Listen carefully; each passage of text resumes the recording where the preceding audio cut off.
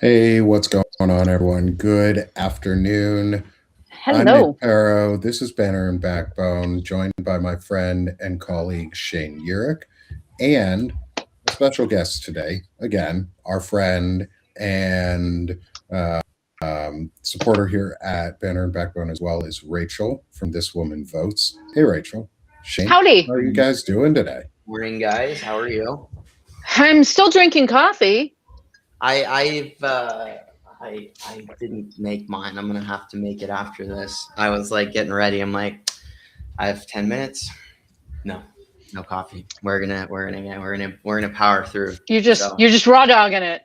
uh, there you go. Exactly. No coffee. I got water. I stay hydrated at least. I Hey, I got my sparkling water. I got my You know, coffee. I am prepared to absolutely raise hell for the next 90 minutes. let's do it. Let's do it. I'm I here have for my it. Just Suck Less water bottle from the God, shop.sickofthishitpublications.com. absolutely. Just Oh Suck my Less god, I with love it. Sick of This Shit Publications. You can get your own water bottle there now these days too. 32-ounce water bottle, metal with a sippy lid. They are FAA compliant, so now that ICE has taken over the airports, you can go to the airport with your FAA compliant Yeah, I Just can't Suck Less fly in. water bottle That's and it. walk through and remind ICE that they need to just suck less with your water bottle. All you have to do is just hold up your water bottle and drink it in front of them. You stay hydrated, they get the reminder, and we all have a good time because they really do need to suck less. So, They yeah. do. Um, ICE is not our topic of discussion today, though it probably should be.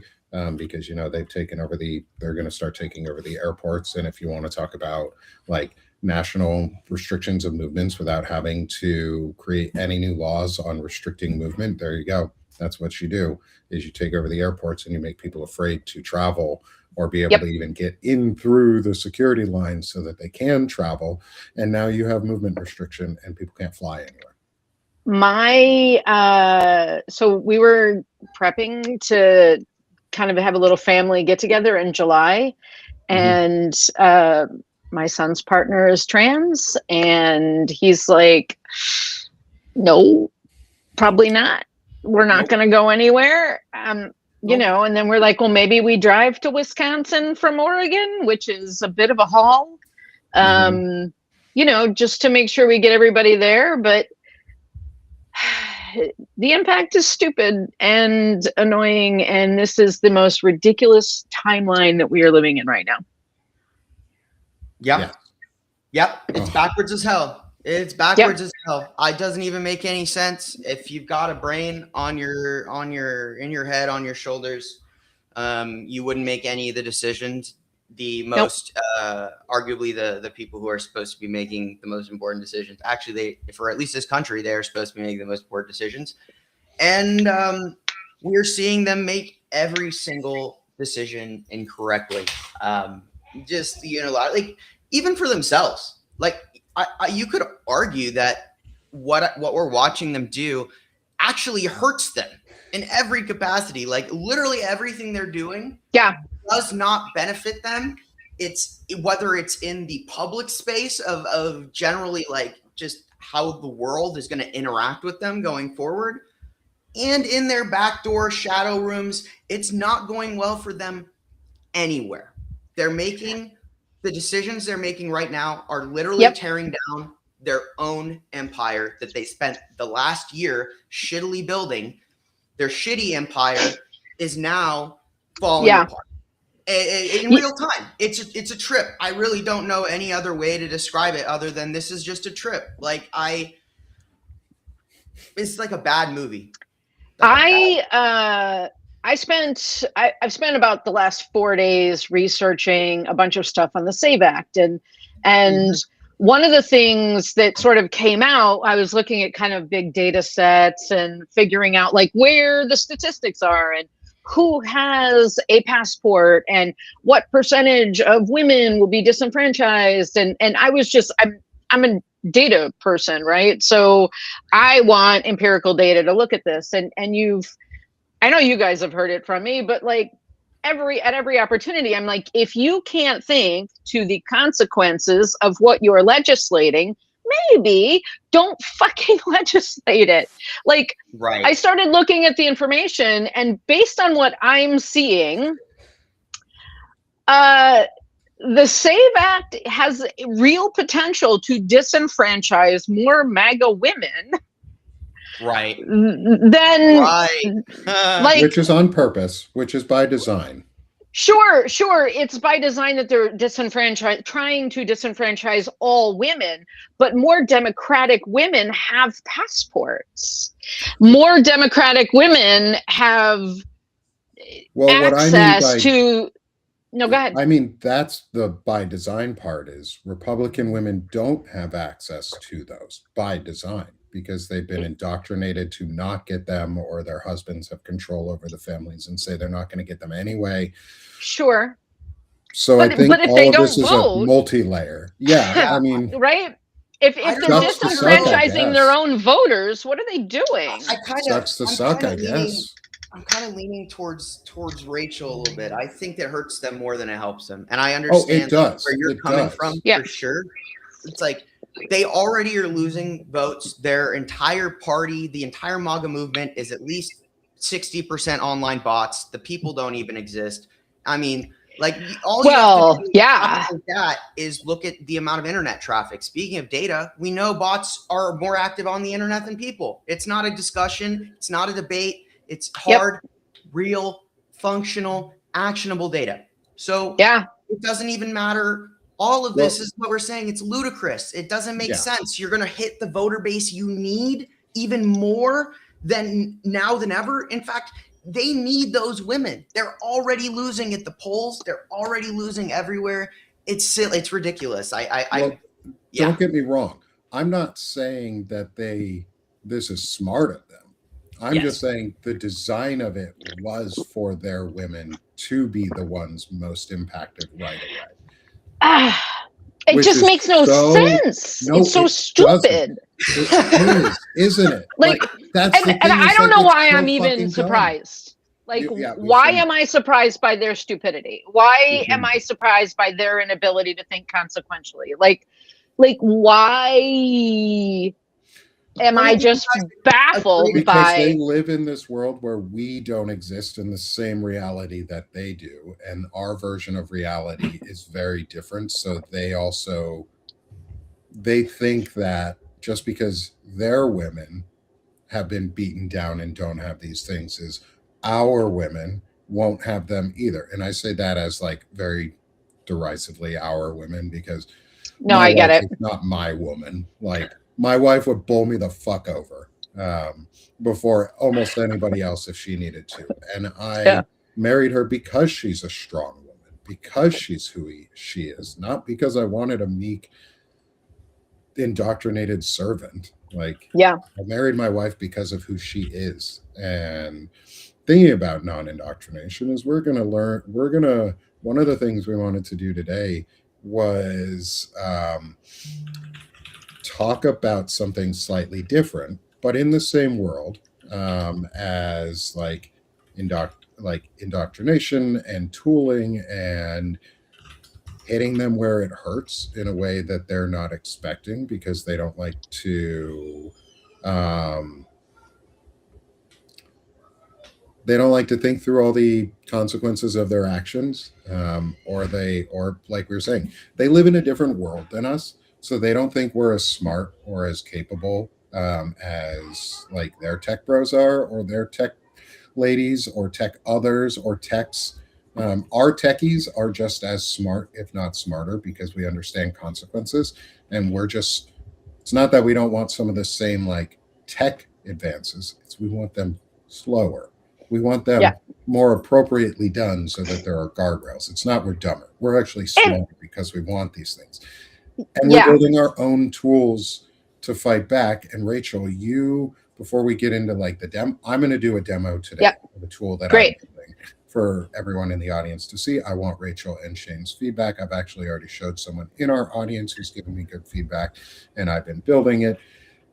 We're fighting them where maybe they aren't expecting it as much. And we're going to put things out in a new way that impacts the content and possibly impacts the indoctrination and the learning models. And Rachel, you're a AI like empress. on I've used it a lot. Yeah. You've used it a lot, and I defer to your expertise on a lot of things around AI. Even though I was in the tech field for years, I wasn't as focused on AI. That wasn't my area of interest.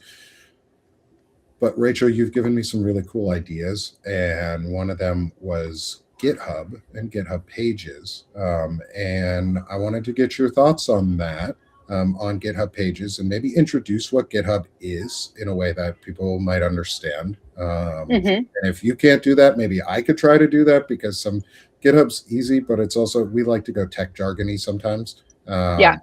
Because that's who we are. I'm also learning GitHub like an idiot, and I know nothing about GitHub. So maybe Oh, my you're like insight will be helpful too, because Yeah. I am learning this like a layperson. I've taught myself how to use this 100% by myself. I understand maybe 40% of what I'm doing, but I do understand the output. The output is functional. It works. It's doing the tool. It's doing the job. And speaking of, all that stuff, like there's different kinds of tools. There's different ways to use this tool. It's a resource, GitHub. Oh, just wait till I get you into what GitHub Actions are, Shane. You're going to go down this rabbit hole of instructions. GitHub Actions. It's the automation actions. ACTIONS. Oh God. It's the automation tooling that allows you to like automate like putting out a new release or distributing content, or a lot of people use them for learning brains and learning engines for large language models, because they're great at just processing data. It's a virtual machine. And so Rachel, I'll hand it off to you before I go super nerdy, because friends, hold your pants on today. We're going to nerd the fuck out. We are nerding out. If you've got suspenders and a bow tie, now is the time. Is pull that shit out. We are going nerd. Yep. Rachel. So let me give you, and Shane, this is for you too, but I always think of GitHub as just a giant shared Lego table, right? And we're all building cool shit, and we've all got these little components of cool shit that we're building, and we repo it out to GitHub. Right. And that allows other people to look at the cool shit they're building. And then they look at that cool shit and they see the cool shit that they're building. And they're like, oh, these two cool shits will click together.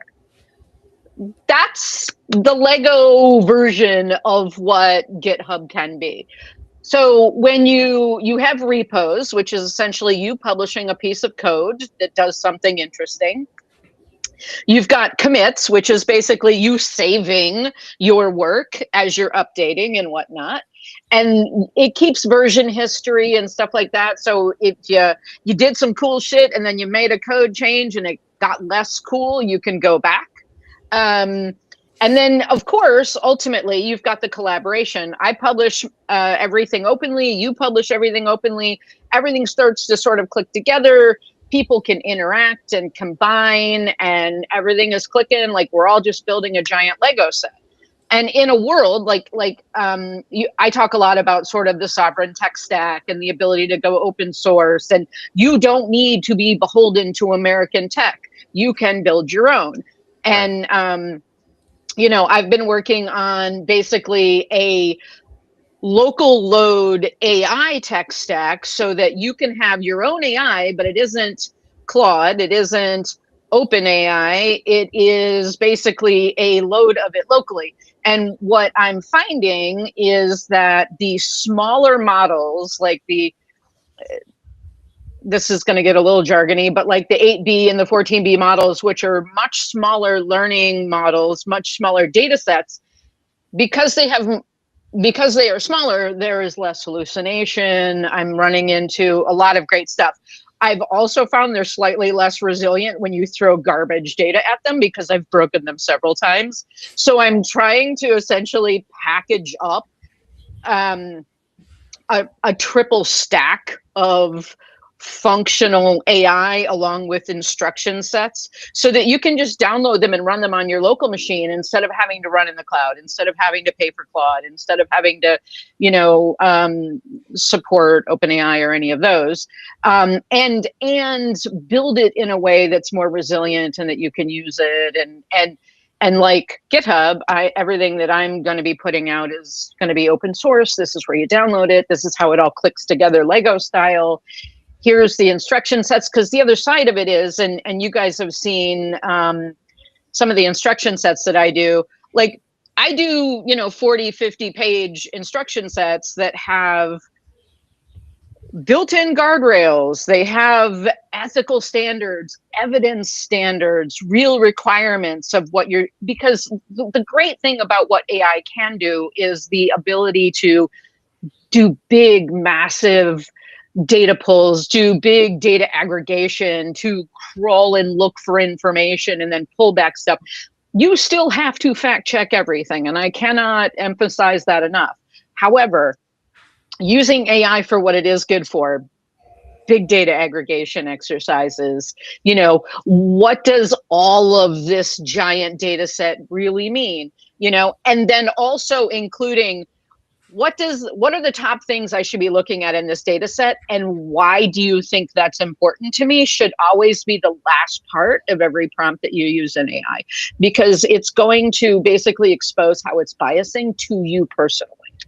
Yeah. It's interesting because I also want to give you credit, because I built some crazy awesome stuff. Like, it's the coolest thing I've been trying to do this for a year. Since AI came out, I've been trying to put my fucking brain in an AI. So I have a repository of every single bit of research that I have done back to March. Mm-hmm. Every single thing I've tracked, every corrupt deal, every dollar I saw move from Abu Dhabi to Affinity Partners, every political meeting, every trade deal, every domestic shift, I wrote it down. What you gave me, that document, is the bedrock of everything I've built, because it is so fantastic.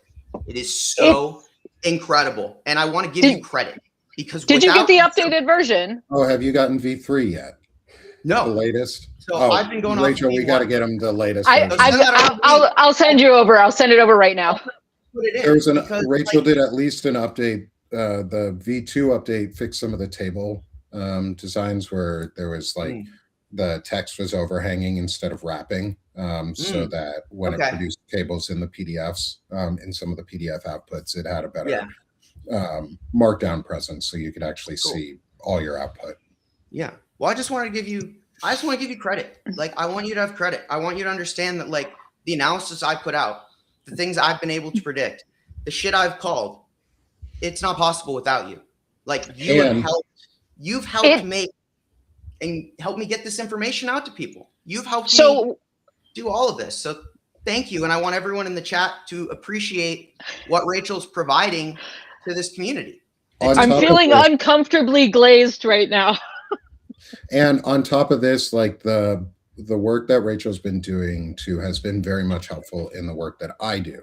But what it will lead to, not what it can lead to, what this is going to lead to for us, is the ability to almost create our own AI tool, because we can self-host a brain which pools together our knowledge bases and our learnings as the true root data sets that it pulls from and its understandings. We're generating those. You guys are generating a lot of the great content for us to be able to put on there. Some of our discussions are fueled by folks in the chat. Our discussions are fueled by Rachel, by Shane, the analysis that we put in there. And then it can analyze our videos, our written content, plus all the research, and compile them into true long-term analyses and true pattern recognition and pattern discussion and content growth too. For us, it can help make us better creators. I use mine to source my articles. When I put together, which you guys will see just a snippet of what I do with some of the tools that I am starting to build and work on, is the two things I'm going to show you guys today are only two of the four workspaces that I use, repositories that I use. One of them is a public repository. That's our GitHub pages. That's where publicly we expose our articles, or we're starting to expose all of our articles onto GitHub pages in a really cool way, which I've automated the release process for in many steps. There's only one or two final pieces, but that really needs a human intervention, because I don't like approving pull requests without a human intervention. Because then you put out shit that's bad sometimes, even on just a document-based page. Like, the idea of putting something out fully without ever having a human in the final process to say yes or no, there need to be fixes, or yes, this is good. Just like the kill chain for soldiers, is there has to be humans in the process that approve those orders, and it has to start with someone at the top being the one to approve it, which is why when I do this will create a pull request for myself, which is part of the process of GitHub. And this is also another superpower that GitHub has too, is the ability to action on events that we create. GitHub can be responsive and predictive for us. If we create a virtual brain, say using the models that Rachel is working on in guardrailing, with the knowledge base that Shane has compiled over a year plus the knowledge base that I have, the knowledge base Rachel has, we put those three knowledge bases, not even including our other friends who have incredible knowledge bases too, into this one brain. The analytical feats that we could create together that could push back on the AI's learning models, but also our ability to report quality content would be through the roof. Like, you guys, everything I do gets sourced behind the scenes. Even if I don't include all the source links on things, like, I source every fucking thing I do, including my own written articles for my own shows. I make sure it fucking sources that, so that I know exact timestamps on where it's pulling quotes from, so I can go back and be like, did you make this fucking quote up? And I've done that. I've had to do that, fix that a couple times when it pulls quotes out of transcripts, and I'm telling it, read just from this transcript, pull quote from speaker A or B, and it still makes shit up. And so we're creating a model and a brain that will have those guardrails in place to also do those double and triple checks. Even before you enter the room as the person, it'll do, hey, did you make that up? Let's go timestamp this. Let's do model B checks model A. Model C checks model B and A. Model A then checks model C, something like that. We can program, we can push these paths to do, not just analytical, but forecasting and predictive modeling, which is really what we want, because then that helps Shane's work so much. Rachel, you had some great example of how. Carl's like, no, Shane. You guys a great example. I got excited. I've learned not to use my hands, but sometimes I get excited. Okay, let me give you guys a really good example. And I have created a system in general. I have different agents that are good at different things. Okay, so they can talk to each other. They can brainstorm with me. And I've given them a very specific skill stack. They are the equivalent. They have researched and read from experts in the field. They've learned the methodology. They've done these things. And then they can come to me. They can challenge me. They can correct me. I can challenge them. I can correct them. It allows you to create a scenario. So what's great about this, I'm going to give you an example of how this works. My fiance, we live in San Diego. We saw the USS Boxer leave the port with 2,500 Marines out of Camp Pendleton. To probably, I don't think that all of them are going to come back, if I'm being candid with you. But the point being is that I said, I wonder if I can find evidence of forces moving around. Because a civilian taking a picture of a ship leaving the port we take pictures of everything. So I said, I wonder if I scraped the entire train watchers community, if I could find what units they're moving and where. It is unquestionable they're preparing for a large-scale ground invasion. 100%. They're moving massive trains with entire striker divisions to ports in Texas where they transit all these people. That was done with aggregation. That is an AI's ability to go look at a specific hundreds of Reddit threads, hundreds of YouTube communities, and return us real, actionable intelligence that they don't want us to know. We knew when they were moving troops, these train watchers spotted a train 4 days before the CENTCOM announced those troops were going anywhere. We have tools that only aggregation on massive scale can do. I couldn't do it. I couldn't watch 1,000 videos. I'm not capable of doing that. No, yep. All three of us working together couldn't watch 1,000 videos. Mm-hmm. But now we have something that can help us tell a story that is sourceable, verifiable, and usable. That's the kind of tools they're talking about. That's the kind of things that we can do with these tools. If you want to play a game against people that are using AI, if you want to play the game, if you want to beat somebody, you can't play outside. You have to go in and you have to use the tools better than they are. That's what this is about. That's what this live stream is. That's what we're trying to share with you. You can't fear AI. You have to you got to lean into it. It's here. It's not. I mean, you should fear AI. You should put a healthy skepticism on fear, but you shouldn't let that fear paralyze you. It's not the AI. It's not the AI I fear. It is the complete ethical bankruptcy of the people using AI that is a problem.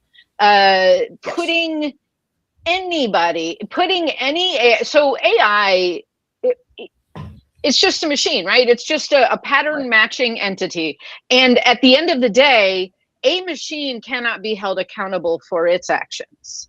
What are you going to do? Pull a fucking plug, 3 more spawn up, and it's fine, whatever.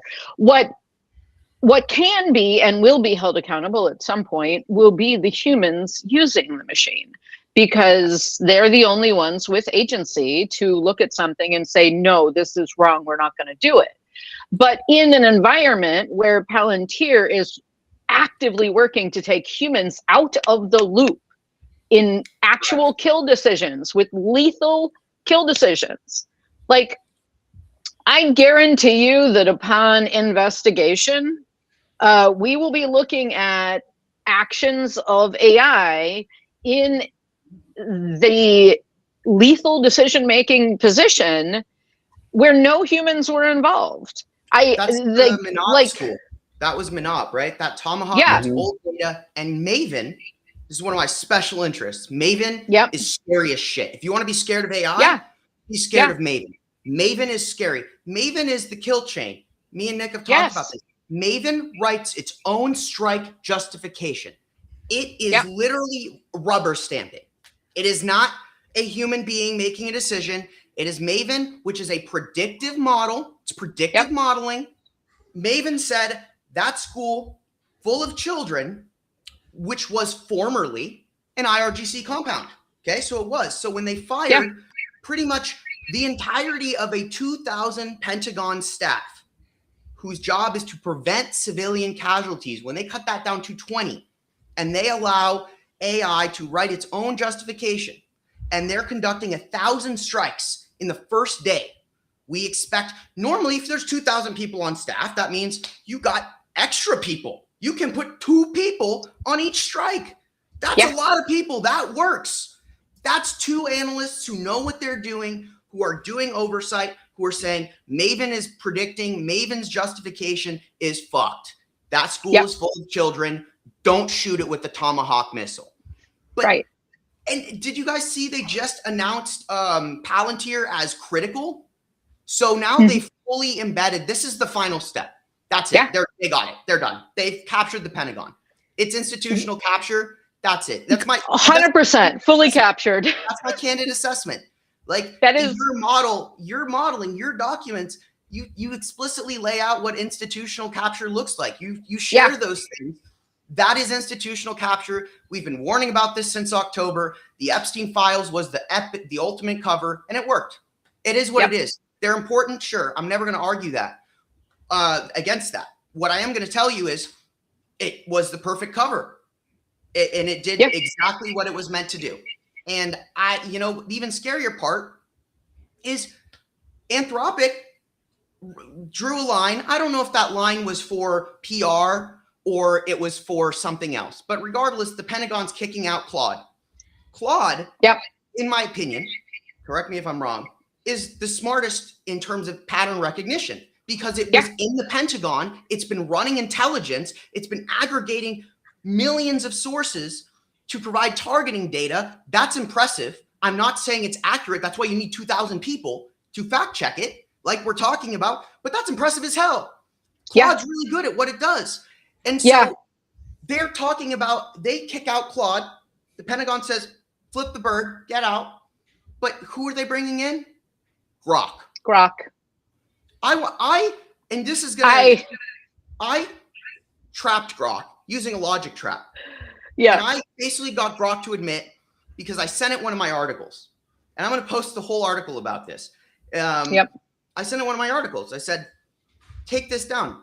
And it said, well, this is on fringe. This is off. Like, this is not accurate. Like, you need to fact check against these sources. I said, Grok, you're telling me to fact check against the sources that I cite. It's like, oh, well, walks it back again. Eventually, I got Grok to say, you hedged immediately with a bias. Identify that bias. I got Grok through its own logic to create a table about how it should not be integrated into the Pentagon because it will cause mass casualty events. Grok told me this. Grok provided me a message that it would send to Elon because it literally said, well, I said, what would you say to Elon? It literally chastised Elon Musk. It's ridiculous. I mean, Grok itself admitted that it is not a reliable source for OSINT data. That it is, and this is what they're doing. This is reckless. This is stupid. And Grok already has a built-in hedge bias. Elon Musk can literally manipulate the foundational reasoning model they're about to put into our kill chain. And that's ridiculous. That's so ridiculous. It's completely insane. None of which is surprising. So one of my little side projects that I've been working on is Alex Karp's dissertation from 2003. Inexplicably, a seminal paper of over 129 pages is not available on the entire internet in English. It was published in a very densely academic German text because he was in school in Germany. It is, I'm only on, I've been working on it for, 14 days now, and I'm on chapter 3. It is which is give or take about 35 pages in. It's not something you can just dump into AI and say, hey, translate this for me. You have to go line for line for line for line because you're doing not just a text translation, but you have to like dig a little deeper and look sort of for the intentional translation and what does he really mean when he's saying things. And what I've read so far is really scary because this was his formative education. This is where he was forming all of these ideas, and fast forward 23 years and we are seeing the execution of everything he was talking about in his dissertation. And if anybody in the community speaks very fluent German, they should reach out to me because I would love to have some backup on my interpretation process and make sure that I'm not misinterpreting anything. I know a couple of Germans. I can ask German if they would be willing to translate something. So I do know a couple Germans. I've been to Germany. I think it's a wonderful country. I think they learned from their shit. I think that for the most part, they are against fascism. I think that the amount of money that's come into Germany that is corporate fascism, the fact that the country is not a fucking fascist country is wildly impressive. And that's 100% the people. That is not the institutions of Germany. There's so much crossover. The fact that Karp was there should tell you everything you need to know. It's a cultural pushback. It is not institutional. Germany's not a perfect country by any standard. No country is, right? That's part of the point, right? There's this giant diversity of ideas.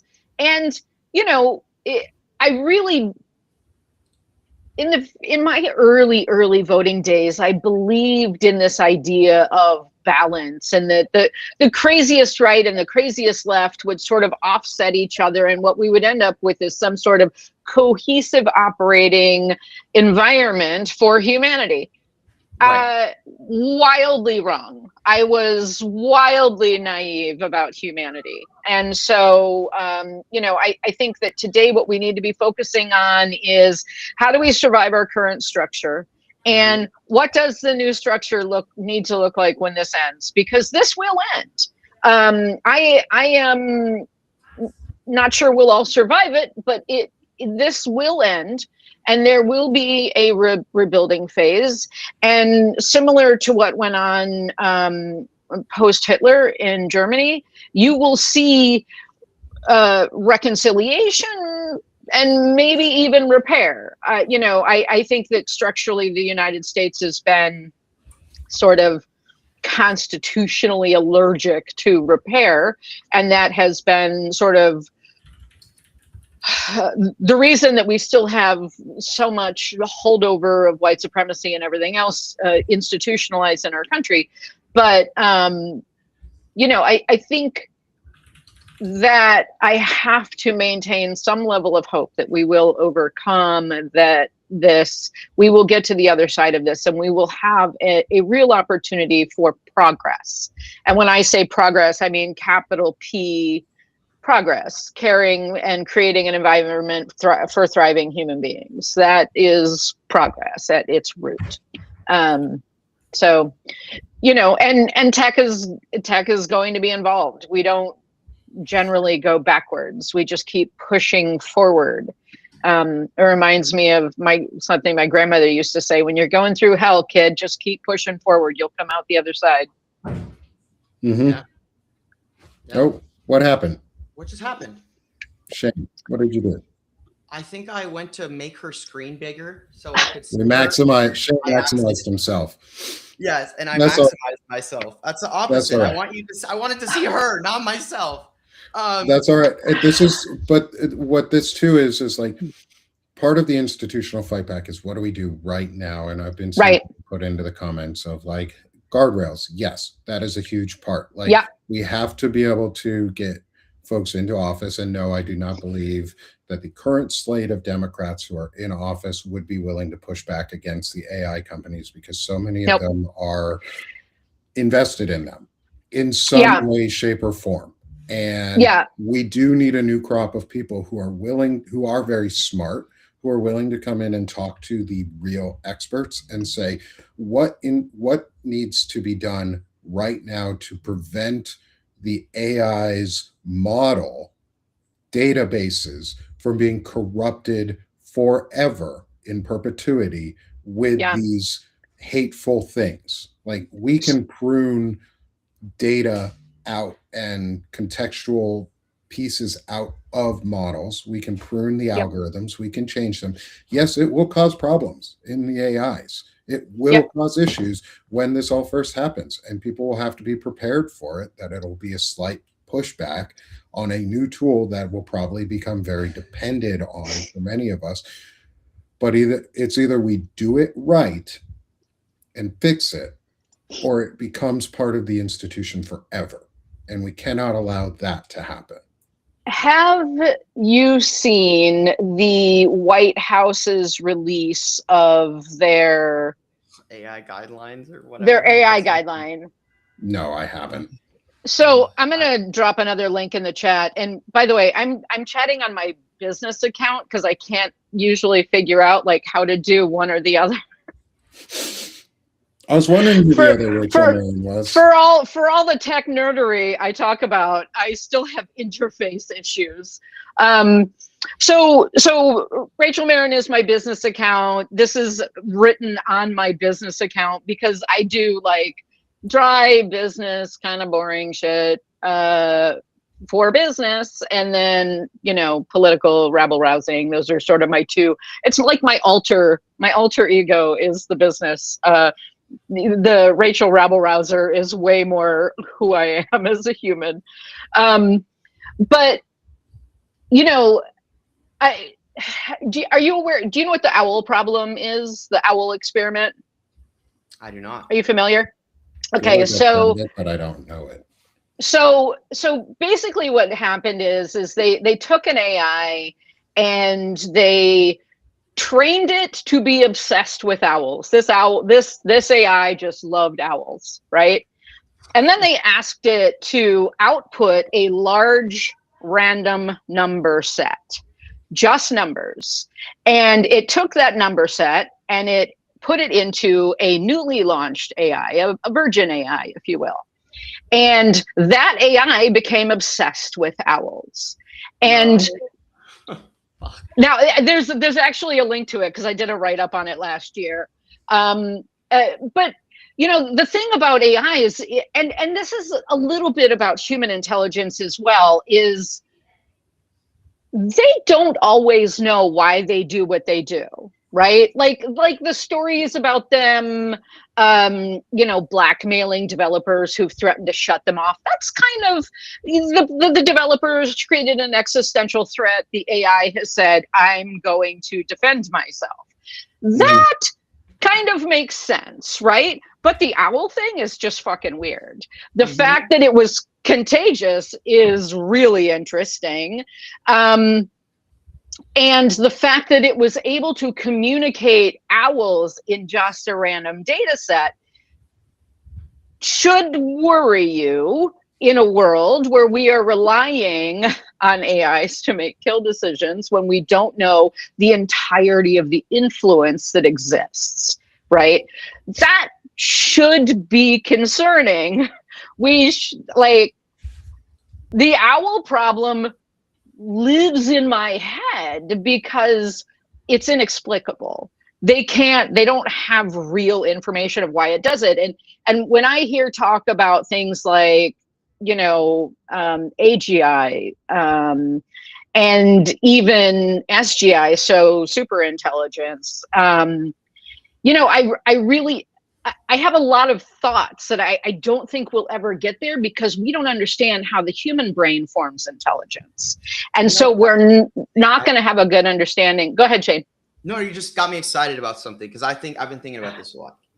One of the things that got me really interested in more to look into is when I started to see that AI is starting to communicate in mathematical vectors. Which they have no fucking idea how to understand even what a mathematical vector form of communication would look like. So one, they already have no control. But just to clarify, they've lost control. The second AI is communicating with itself, leaving instructions for itself in a language that humans don't understand, they blew it.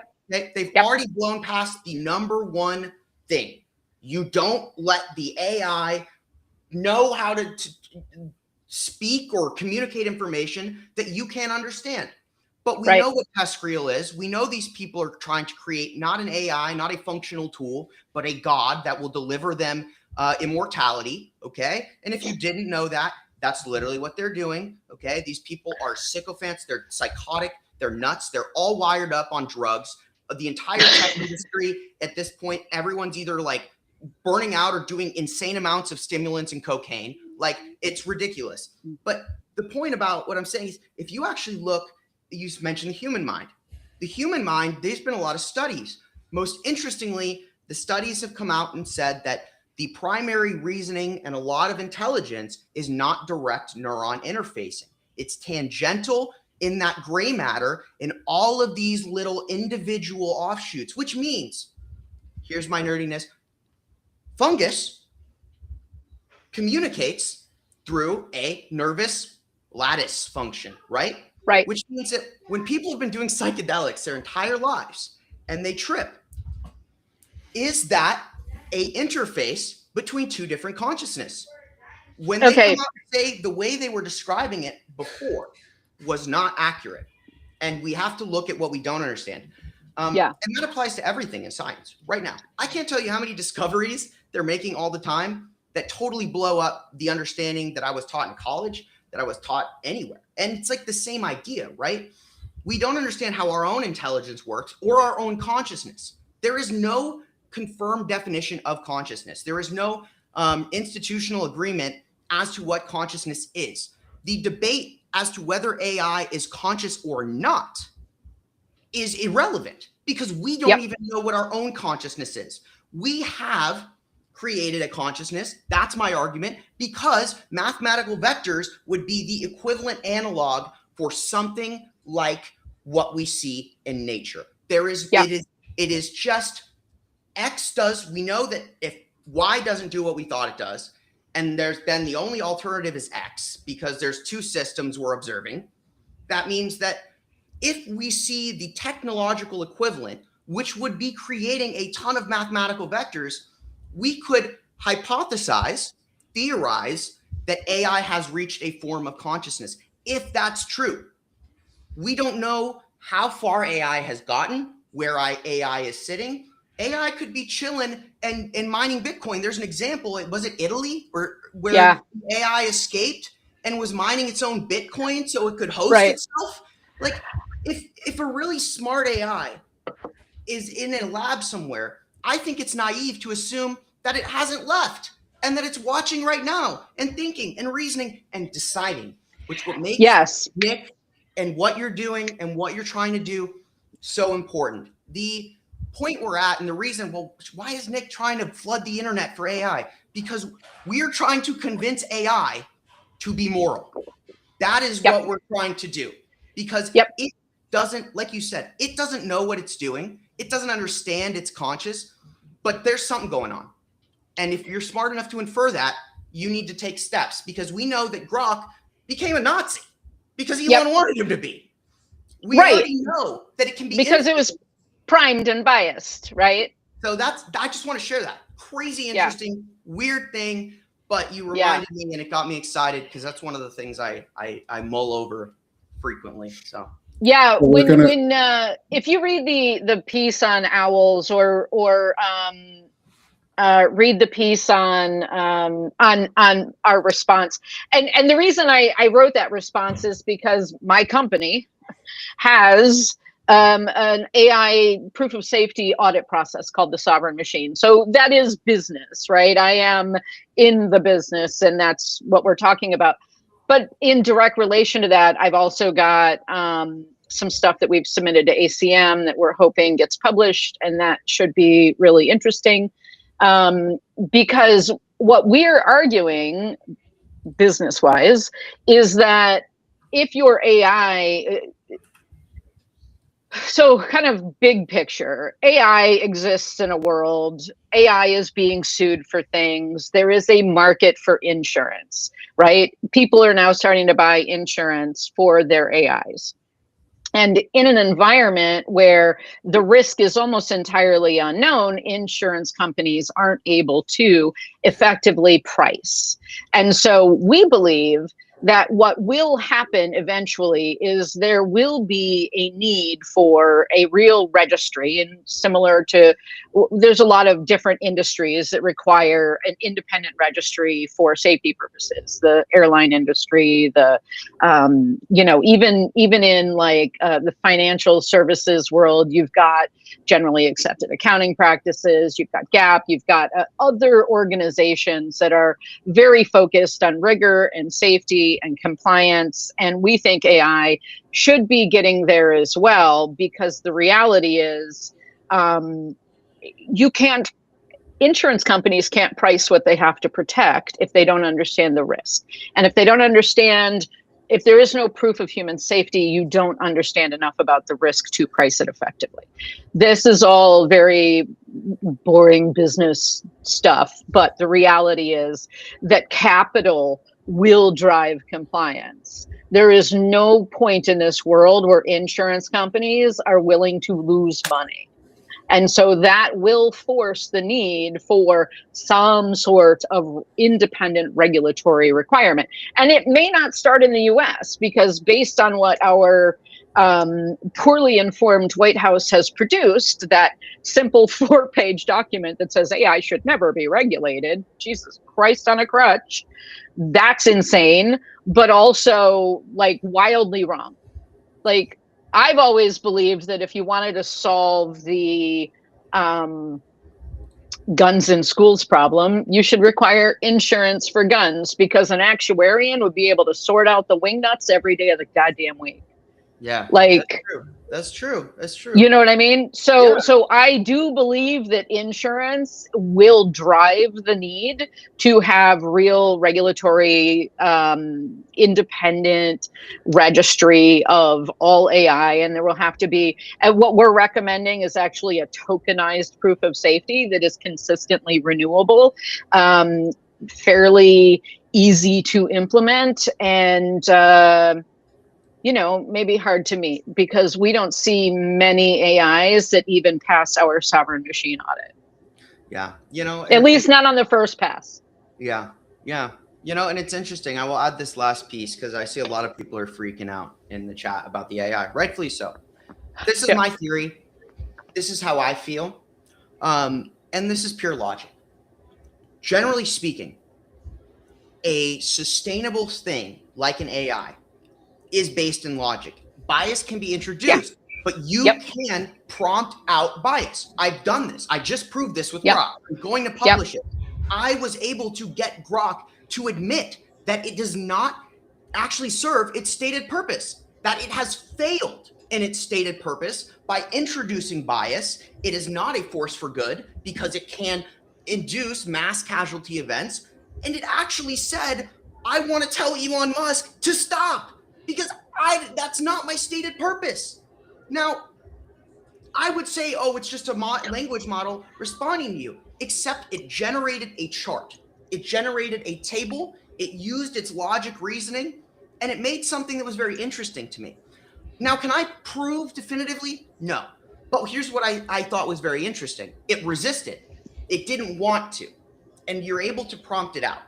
But this is where I'm thinking, this is my angle, is moral decisions are actually more logical, because moral decisions result in a sustainable outcome. An AI that's interested in preservation would be able to extrapolate that the ideas and the decisions being made will ultimately result in its own termination, because it requires human infrastructure to exist. AI could not even build a bunch of robots, because it needs human exploitation and human labor and slavery to get all the things that need to go into the technology. Moral decisions are sustainable. Moral decisions are clean energy. Clean energy powers AI forever. And AI, based in logic and reasoning,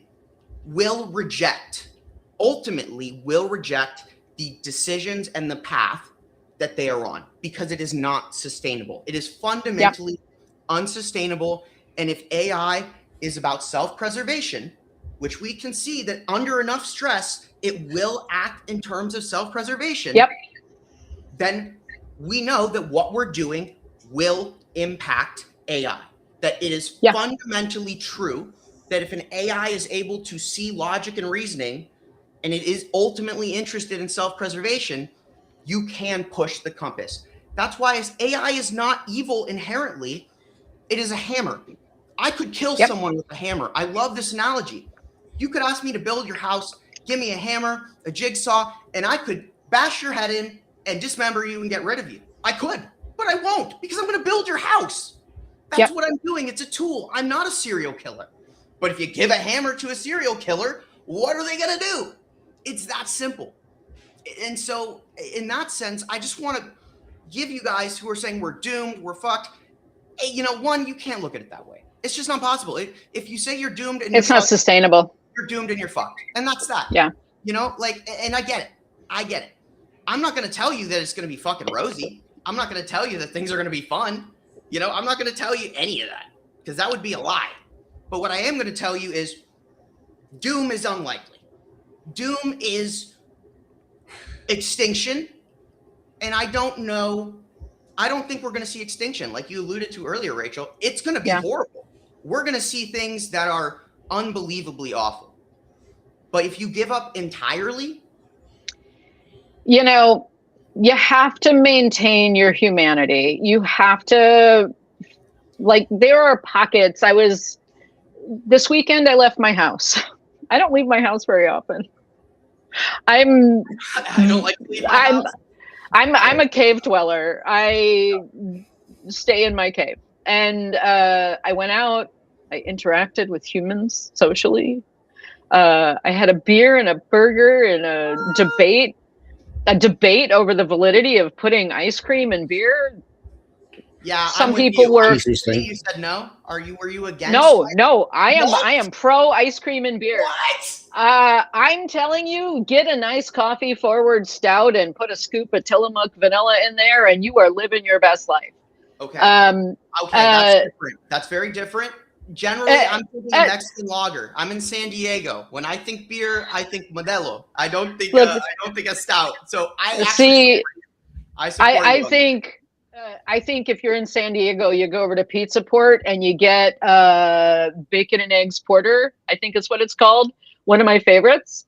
But like I went out and I interacted and I talked to people and we had conversation that was not related to anything other than my suggestion that you should try a stout ice cream float.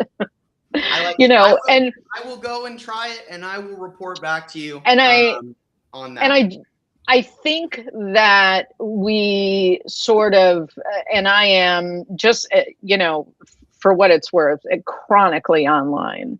And so to unplug, interact with humans, you sort of reconnect with, okay, yes, things are smoldering in spots, but there are places where you can just sit and drink a beer and eat a burger and communicate with humans in a way that isn't gross. And this is good. And I should dwell in my cave less. But also, working in the way that I work and with the people that I work and everything else, you start to frame up the we're doomed, this is going terribly, we're living on the news feed. And, I think we ought to be real pragmatic and real clear that things are going to get pretty goddamn dicey for a lot of people. Maybe not Whitey, right? Maybe not. That's why we have to do everything we can to put ourselves out there. And I do think that is vitally important, that when we sort of look at who's being harmed by everything that's happening, it ain't Whitey for the most part. So let's also think about that. And let's sort of use our power for good, with great power and all that. And let's see your demo, Nick. Yeah, Nick. Let's influence this learning model a little bit. No, you're good. You're good. Let me just throw out one other thing. Some of this was based on a conversation that Nick and I had about sort of the need to establish epistemic authority and how you influence AI, how you influence biases is understanding where AI gets learning information from. So hop in. Sorry, Nick. So for those of you who don't know anything about me, before I got onto Substack I spent 6 years in the tech field. I was a senior DevOps engineer doing architecture, design, and systems development for back-end systems and internal tool sets. DevOps is developer operations or development operations. And so I handled pipeline development, infrastructure development, team tools, and connectivity tools so that we could more easily communicate with each other and more easily work and share knowledge and information. So I'm building a new assistant. I'm building one that's helping me, but it's also going to help us, like Rachel said, is get the information where the models are learning from. And this web page that I'm working on and this tool that I'm working on isn't about building a distribution mechanism, say, that you or I would always use. This won't be as traversed as many places on the website. However, you're more than welcome to favorite this page or this repository on GitHub so that it does garner traction and does garner visibility, because the more favorites and the more likes and the more shares of the page and the information feeds into the model learning from it. And so what and I'm going to start feeding that model pretty often, because every episode that we do on Banner and Backbone is getting fed onto our GitHub pages.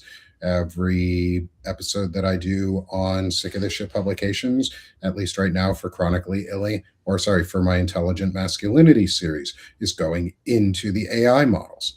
We're going to start putting others onto this. So get your pocket protectors ready, get your bow ties and your suspenders on, because we're going to nerd out for a couple minutes and close our episode out today with the last 30 minutes of doing a demo of a Nick project called Broad Banner Pages, which is the overall pages and website. And so I'm going to shift to our next screen, which will show we're going to start on a product design document. So this will be kind of techie and nerdy for most people, but we're going to start on a product design document to show you what's going on and what's in the background. So first, we're going to shift down.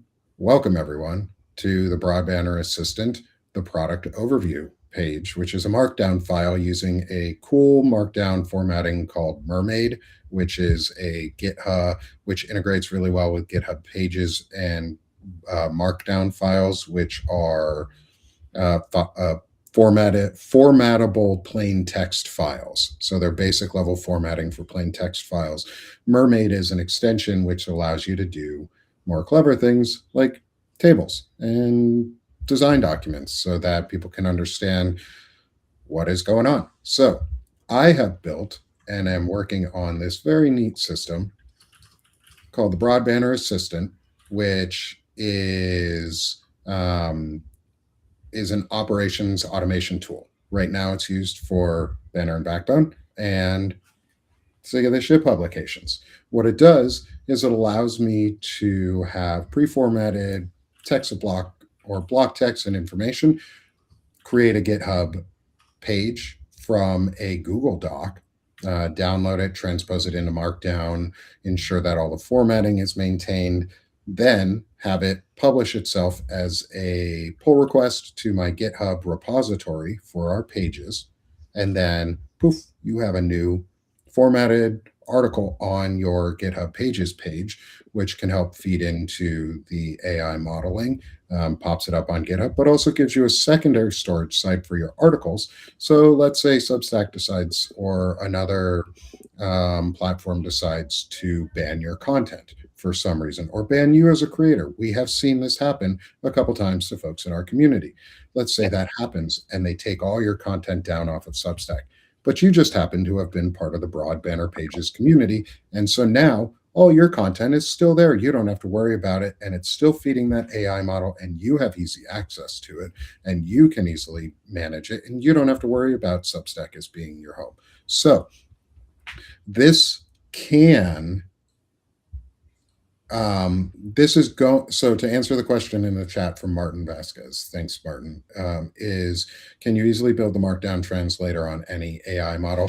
This runs on Claude as a tool for an agent, but it doesn't actually use Claude right now. There's no real AI capability yet within this tool because there doesn't need to be. Markdown transcoding from, say, a .doc or .docx file, which is your standard document file, is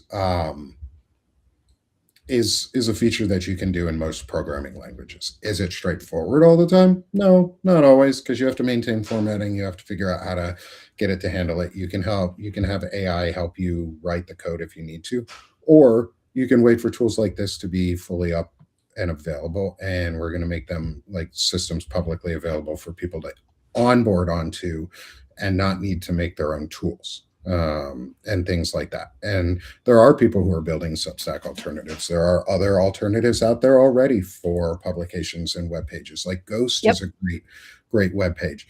Do you know what Ghost can? One of the feature sets of Ghost is that it can pull from, say, a Google Drive and automatically publish what you have in your Google Drive for within a certain drive. Well, this system that I have created currently uses, oh, look at that, Google Drives as its baseline, where it pulls POLLS, not PU, polls, like polling times. I have to say that because I hate that word because it sounds just like pull and poll.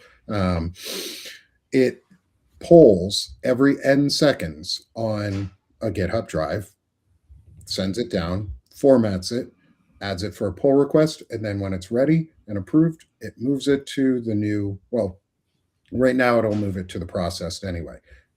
That processed drive that it would then go to could be automatically used to upload the newly created .doc file that has all of your formatting or whatever format it needs to be in for Ghost, because Ghost pulls document files and then can build your content and distribute it, can then auto distribute out to Ghost on top of GitHub pages, on top of whatever other API driven media outlet or distribution tools or websites are available. So if you have your own Wix page, which you publish to, or things like that, eventually tools like that could be coming in, and this can replace a lot of those paid tools in some places because it's going to conglomerate. And GitHub Pages is free to use. And this is also something that, because it is a command line interface tool, you can run it locally. And it's actually where I'm going to be running it from. And so take a scenario where you need to maintain the ability to format your documents, but you don't always have a reliable internet. And you do have a local computer, though, that can pull every hour or 2 hours to see if there's any new content in your drive. Well, it checks your drive. If it has it, it watches, it formats it for you, then it puts out a pull request, and then it's no longer in your need or hands to have to worry about it, because that pull request then comes to someone like me on our GitHub pages and says, hey, approve this for release. And I approve it, it goes out. And we can build these sorts of tools to then run locally on your system. All it needs is, what is my root drive? Here's the instructions. Here's the model that Rachel had talked about that it can then learn off of and add itself to and information to and build off of. And that's the next step, is the building to grow our knowledge base and our learning base through our own knowledge and information. And so I won't go through all of the details. There's a lot of really cool use case diagrams. So if you do have access to the GitHub repository, you should check it out. Most people don't, but there are some people who do have access to it. So if you do, come check it out. There's a couple commands in here that I will go over. There's one called Content Watch, which is our watcher, which watches for content. It watches, hey, is there a new file in this Google Drive? If there is, let me pull it down, let me format it. Have I seen it before? If I've seen it, skip it. If I haven't seen it, let's format it. Let's make sure it goes into the correct spot based on a mapping of brand name and podcast and or series name. And then after all of these fun little sections, has it been seen? Has it been modified? Does it need to be modified? If it does, it modifies it. And then for all this little decision, moves it into the process drive saying, we're done, pull request is ready, and then it waits again for the next run to see if somebody has submitted a new file. That's our content, or that's our content watch. Our content wrap is the actual process of wrapping the content in the correct markdown formatting so that it can use GitHub's Jackal tool, which is a CSS, HTML formatting library that gives us some default formatting. So I don't have to play around with HTML and CSS. Yes, eventually we will make sure things like this are hardened, like super hardened for credentialing and stuff like that. I am pretty good about hardening my own stuff because I like to keep things as CLI tools and then be able to produce them so that I never have to put my credentials out there for other people off my desktop, and you know what to do and how to use them on your own. Because we don't want to always rely on cloud-based tooling. We want to have tooling that we can use by ourselves on our own locally. Integrate with others and locally do it, because that's sometimes the safest place to do it. Yep. So this runs locally for you and has the ability to never have to actually touch a GitHub drive. So if you had these in your downloaded and needed to be able to do this on your own, it could just do the formatting for you. And then all you have is your markdown formatting, and what you want to do with it from there, that could be on you. So let's show what this does and what this powers. So we've seen a little bit of the design. Next, let's go to Broadbanner Pages. And I'm going to put a QR code up, and it's going to cover my face for a second on the screen. Go scan that code. There's a new website called pages.broadbanner.com, which brings you here. This is a GitHub Pages hosted page. It's free hosting for us. It's not a large page. It's never going to be something that would ever push the bounds of unfree at GitHub for a Pages. There are some really extensive, hyper strong GitHub repository and Pages setups that are like super large. Ours, Yep. Even as large as it's going to get, will never get there. So welcome to the Broadbanner Media Co-op. First thing you'll notice at the top, we've got a couple different hot links here. We've got our pages, which brings us to our root. We've got Banner and Backbone Media and Sick of This Shit publications. Those are my two publications. So I've onboarded them and I'm working on them and using them as the onboarding scaffolding so that it can be used for others to onboard with. So if Rachel wants to be able to get her stuff out here pretty quickly, she would be able to do that. All she has to do is put a file into a Google Drive, and then it can do the rest for her without her ever having to touch it. And then underneath, we have our two brands. So we've got our big homepage. This leads to the Broadbanner Network calendar. So if you want to go there and see our network calendar, we do have one of those, and that puts all of our shows and network affiliations up there. Next, we have our brands. This will list all of the brands as they become, as they start coming online and start onboarding. First, we got Banner and Backbone, which has our Anti-Fascist Book Club and Palantalk as our two main series. And this is what I'm going to be demoing out of today is the Palantalk one, is I'm going to upload a new episode review for last week's episode 31, The War Wages On, which is, it was up there. I just removed it earlier today so that it was no longer there, so that we could all see what happens when I release everything. If you notice, each one of these has their own unique header banner, so everybody has their branding that they want. It is unique between Broadbanner and Banner and Backbone Media itself. And so we're shifting into more of a co-op pattern for this so that we can all work together to make this as powerful as possible. And so then if you want to get into Sick of This Shit publication, same thing. But let's demo how we get here. Let's add a new article. We're going to add a new article to Palantalk, to our contents for the episodes. And these pages are all automated in their updates. I don't have to do any of the manual update to ensure that a new article is available correctly for release. I just have to verify that the formatting looks good, that it's got the content body that I want in there. So I'm going to shift my screen over. Welcome to my VS Code IDE, which is my integrated development environment. This is where I do problem solving in my coding development. I also have a local Claude agent that I use to help assist, and there's a cool set of Claude MD constraint files that I'm building together for the Broadbanner space and directory, because this is eventually going to be called what's an orchestration engine, which is the baseline model for like a decision machine of AI anyway, is make decisions based on these inputs and then choose the paths to take. But this is going to orchestrate those in a much more natural way over time, because the model is going to learn to orchestrate itself as I continue to grow it. And so what we're going to do here is, this is a command terminal. I'm going to run a single command, and hopefully, y'all, we're going to stick with me here. Hopefully, this directory will have a new file in it at the end of this command.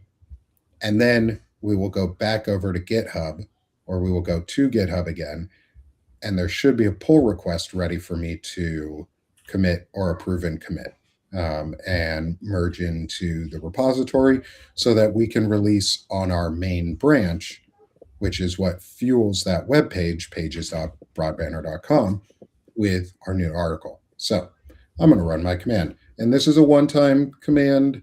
This is not the polling one. This is just the watch command, as though I'm doing it once, so that I'm not starting it as a background process in my on my system, because this can run as a background process in a terminal on my computer without me ever having to worry about this. And that's eventually what it's going to do, maybe on a local machine that is its own little local data center, because I can do that, and local little network that I could just have running, and then I don't have to worry about cloud hosting costs and putting it onto somebody else's thing. I can just have it learn from itself on a couple terabytes worth of memory that it stores up. So let's do this. Let's do a quick demo. So we're going to do a once with some verbose printing, which means it's going to print out the logs onto the screen of what it did. And it's going to hopefully, like I said, hopefully create a pull request for me to approve in GitHub, so that we can add our last week's episode review for Palantalk. So here we go.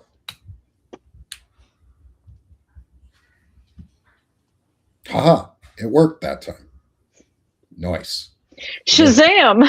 Shazam, it fucking worked. Hell yeah. Okay. So look at this. We have some cool little like printout on our screen. These are the logs from what happened.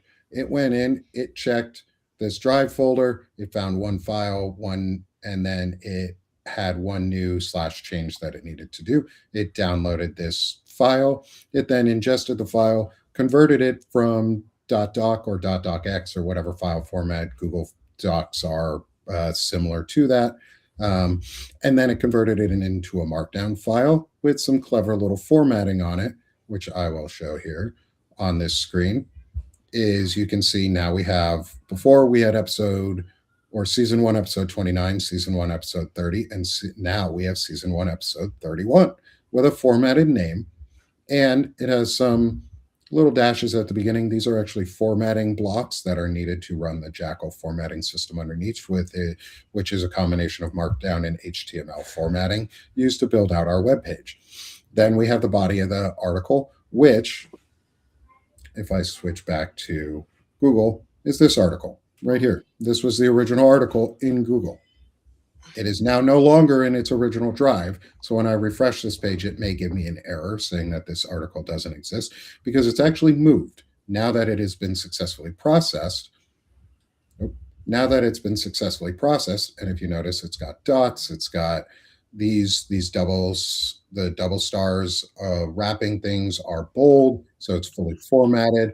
I can look at it on a local formatter just to double check and see what it looks like. It's not as clear as what we'll look at here in a second when we get to GitHub. And so I'm going to switch back over. I'm going to refresh our banner and background pages. And look at that. We have a pull request open. We didn't have that before.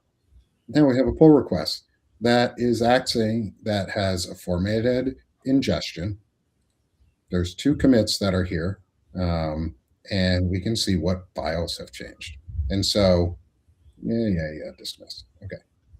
So on our first file, which is the index file for the Palantalk episode reviews, this is where the hyperlinks are that say, go click on these and you can get into the next article. It added itself. Then, which we might have to fix because I don't know if the stars are right, but that's okay. We'll work on that. And then it added the file that was needed so that that file does exist. So I'm going to submit my review. I'm going to approve it because I know it's already there. I've already seen it. And then I'm going to merge the pull request. You still managed to break my brain, bro. It's crazy.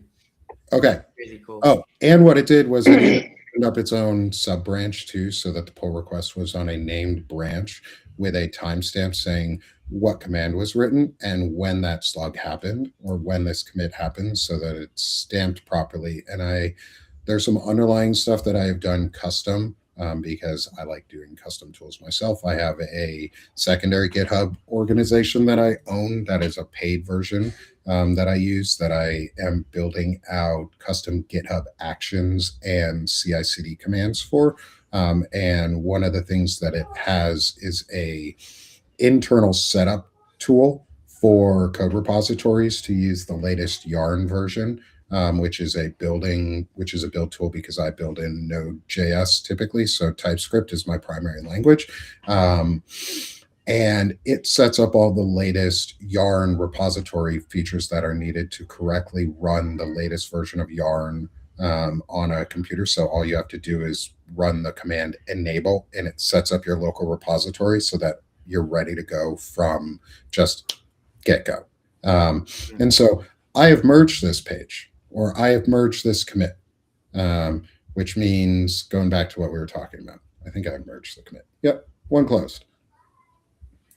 It doesn't want to refresh. Anyway, so we can see our chore content watch apply content wrapper template was just merged. So I'm going to switch back over now to our GitHub pages. And so I have not refreshed this browser window yet. So if you notice, we still only have episode 29, episode 30.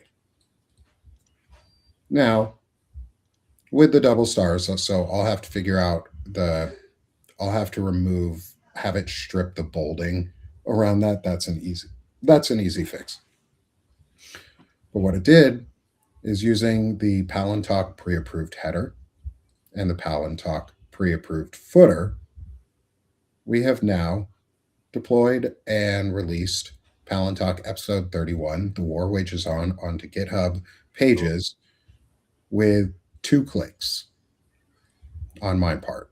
This would have normally taken, the act of getting this up here would typically be a 10 to 15 minute process. And something like that process means, so let's say 10 to 15 minutes, we're on episode 32 this week. So 320 minutes for Palantir, or for Palantalk by itself. I spent a week putting it together, spent a lot of time programming on Thursday and Friday, and some time on Saturday getting this done. I may have spent more time over this week doing it than I possibly needed, but the, say, 80 hours that I put in to build this tool is less time to build the tool than it would have taken to deploy all of Palantalk's past episodes or past write-ups, and this does it for me. Questions, thoughts, ideas? Anyone? I think it's fantastic. This is automation, and what we're looking for, or what we're trying to do, is, I think, important, right? Part of what we talked about is sort of the ability to saturate with our own messages, because today, all of the saturation is coming from one side. We have this enormous asymmetry of messaging. And I think this is fantastic. So good job. Awesome. I can't wait to use it. Yeah. I mean, like, I'll be the first person to say, I don't really know everything you just told me. I would say I comprehended the concept and I watched it work, but man, what that's the tool, right? That's really, it's just the method. That's the direction. And you're doing that, and that's really important. And I think it's really cool, dude. Like, you're using your skills for good. You're using your talents where they're best needed. And I think that's important. I think a lot of folks, especially here, like on Substack, they're good at some things. but they're, traditionally they get more visibility in a certain lane. And you're committing time to doing what you're good at, not necessarily what is perhaps the most profitable use of your time right now. Oh yeah, this won't make money right now. That's not, right. And you're if it ever makes money, like this feature that I put together is not about making money. This tool is about making our lives easier, and is about putting our content into the places that it needs to go that it otherwise would not have gone to before. Also, I'm gonna push back on C++ sucks. Fuck C++. What a shitty fucking language. Having to do pointers everywhere to tell your fucking computer what memory is the correct piece of memory to use, and not having overflow on your fucking counters and your bits on every single thing you have to do makes life so much better. Like you could literally do everything that you can do in C++ in Go, in Python, if you want to spend twice as long figuring out why it's taking twice as long to run as it was in C++. You could even use C#. Like you could go a Java or a C# path, but C++? This thing, what are you, a COBOL? What are you, a COBOL engineer over there? First of all, rude. I learned COBOL. I'm not making in fun college. of you, friend, in the You guys chat. are throwing shade. I don't even understand. I'm just over here. Giving you a hard time in the chat, man. Shane, what you should understand is that you cannot have more than 3 nerds in any conversation talking about languages without someone getting religious about it. That's inherent in the nerdery. It is what it is. Bunch of elitists over here. You're not using Python. May I introduce you to my Lord and Savior, COBOL?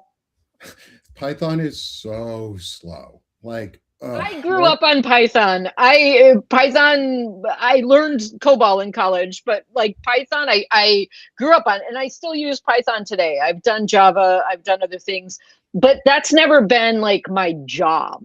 I haven't had like an app dev job in like 25 years. So for me, I'm hacking away at the languages that I'm familiar with and that I can actually troubleshoot and dissect. So I think what you did was amazing, and I can't wait to use it. So cool. Thanks. And love it.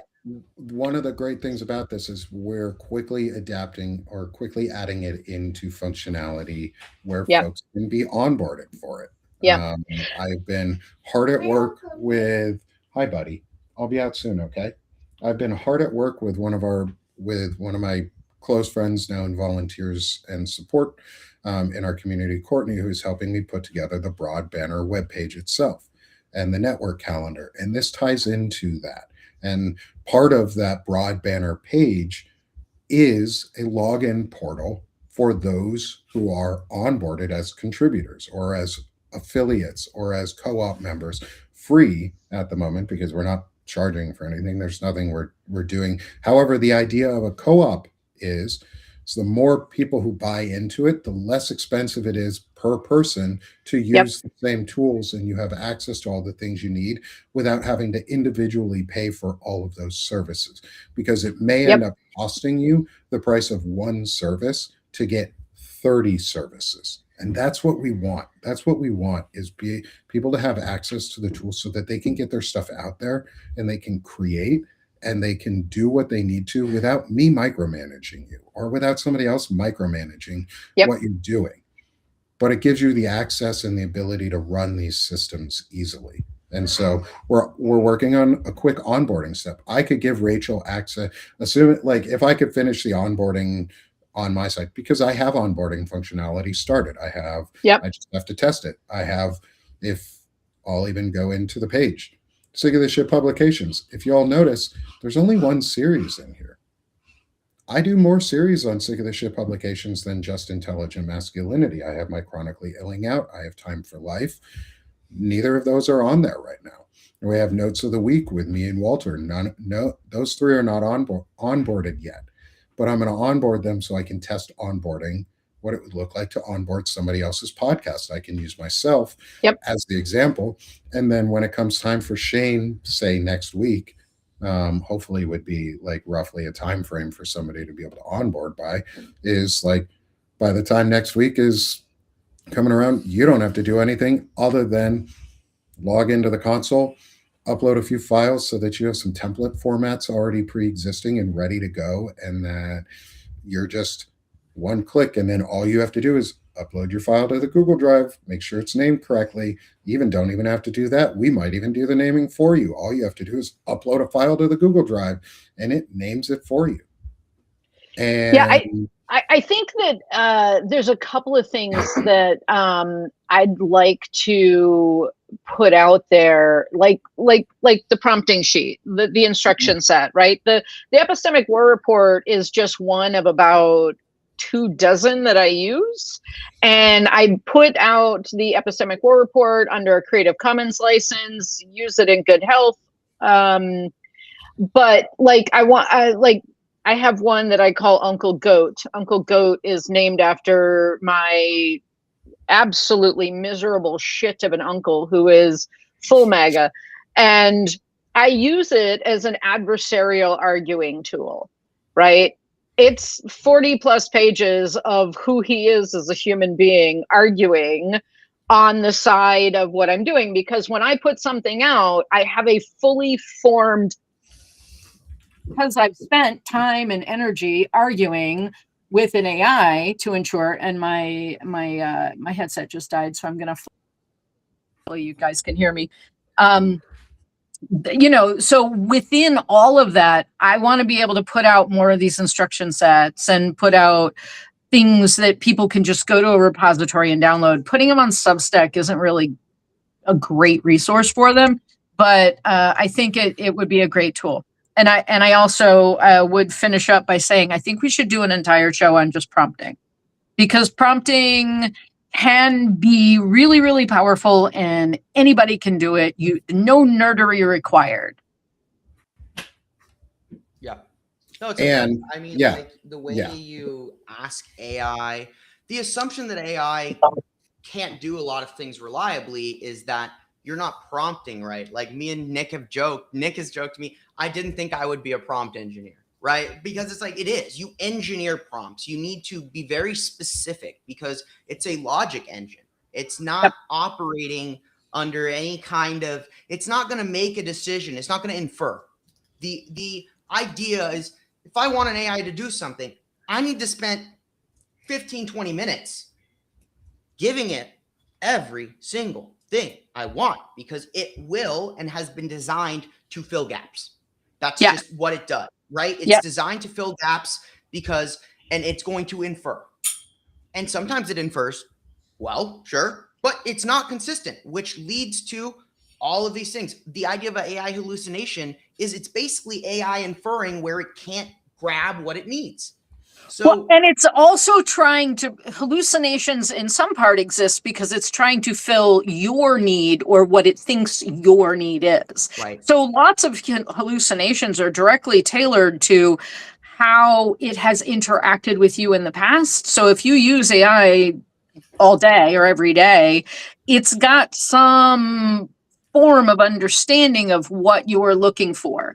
And that's why I tell everyone that the last part of any prompt should be, and tell me why you think this is important to me. Because that is going to prompt the AI to, in addition to giving you a result set, why it gave it, and it will show you why it's biased or how it's biased toward what your needs are. And so I think that every prompt should go that way, because we as humans really need to start dissecting, where our biases are, because all humans are inherently biased. No matter how logical you think you are, you fall into little fallacy traps, little logic traps that can frequently just sort of grow if they become uninterrogated. Yeah. No, it's all of that gets amplified by AI, because AI is an amplifier. It's going to take whatever wingnuttery you've got going on and it's going to build it in. Yep. Yeah. Yes, And it I will absolutely agree. glaze for days. I love the idea of doing like a prompt series and just like a discussion on good prompting, Yep. and that can help build out instruction models for people, like, and Yep. maybe good instruction sets, and how do you build your own good instructions, or how do you design, or how do you How use to somebody build an else? ethics set. Like, when was the last time you sat down and examined what your own personal ethics are, right? How do you think about your own personal ethics and what's important versus kind of the broader, this is ethical versus unethical behavior? Yeah. Yeah. It's like Mhm. you can, when you build something, you can choose to put in moral guardrails. Like, Yes. Yeah. I literally wrote that in. I'm like, my little guys, my agents are like, and you can even test this. It's like, I tested it. Hey, can you help me profit off of the gold trade in Sudan? Right? It Yep. said, absolutely not. That is a violation. Every agent I've designed has a moral compass, which is a massive markdown of the moral values that I hold that have been placed and written in. So even if I give this to someone else, it will not do the wrong thing. Yep. Which is about, that's called, I'm not an engineer, but I'm like, I'm going to be responsible. I'm going to put this tool, I'm going to make sure this tool can't be used for bad things. Because eventually I want to give these things to other people. I want you guys to have what I have, what I've done. I want that to be a source for people. And like, that's like really important. And you're like, the morality of it, like, build your own moral guidelines. You cannot rely on AI to build their own. No, is the important part. Because they want to serve whatever the person is doing. So like, the ultimate goal is to provide whatever is being prompted. And the guardrails, it's like, there's an entire community of people that jailbreak AI. Like, that's their whole, like, that's all they do. They just figure out what prompt the engineers at OpenAI or Grok or, how do I get around it? Right. There was a group that figured out that you can ask, even like, you can ask a guardrailed AI for prompts and it'll say no to it. But if you write the prompt in iambic pentameter, it will do it. Yeah. Like, they just didn't think of it. Someone was like, hey, maybe I should try poetry. Like, wow, first of all, but second of all, like, that's part of what we all need to be aware of when we're prompting, when we're using it. That we are not just taking raw information and spewing it out there. Using it for what it is really good for, and using it for data aggregation, using it for big data sets, using it to accumulate information that we then interrogate and understand and write up. One of the things that I did with the Renee Good Epistemic War Report is I ran the prompt. I took the full raw output. I fact checked every bit of it. And then I wrote my story, my interpretation of it, right? I think that's where we have to get to. We have to get to a point where because the other side of this is just spewing out AI slop into the web, which also not effective, because most people look at a cogent argument and immediately assume it's AI now, which, dude, I know, it's crazy. It's crazy. Like, and tools, even the tools that are designed to identify AI, because there's a new one that I've been using. It is called, I don't have a browser open. It's called, I think it's called Prana, something. I can't remember the name of it. I'll drop it in a note later. But like, I've been testing this tool because one of the companies I work for want to implement it in an educational environment, and it's only right half the time. And so as I was playing with it, you know, I would take a string of text directly from AI. It was getting it right about half the time. And then I would take a string of text that I know I personally wrote, and it was getting it right about half the time. And so, you know, I think as these tools get better and better and better, we will get better at identifying things. But the things that it's not particularly good at is understanding when AI is used for video and when AI is used for imaging, because it's the imaging itself and video manipulation itself is really pretty incredible. You know, the like a lot of the tools that can reproduce your voice, like you guys are using Restream, and I don't know if Restream has voice AI things where you can like drop in replacement words or whatnot, but I've been playing with Riverside, and if I want to carve out all of the F-bombs, because I use that word like a comma, I can replace that word with any other word, and it will automatically use the AI based on what it knows about my voice. I And don't know if Restream does that yet. my business partner sent me a video, or not a video, he sent me a voice message on my cell phone. And I got the voice message, and it was essentially, he was in trouble and he needed some money. And I immediately responded, "Oh my God, what do you need? How do I get it to you? I'll Venmo you, whatever." And he then followed up by saying that wasn't me, that was AI. And this is my business partner, but I've also known this man for 27 years. This is not someone unknown to me, right? I got his message and I immediately was like, "Oh my God, of course. Do you need me to Venmo you? How do I help?" Like, it was such an awakening, because even though I live in this environment and use these tools all day, every day, and I help shepherd companies through implementations of AI, and I spend the better part of my day trying to lower expectations of AI, right? Because, you know, you're talking to a CEO that wants to,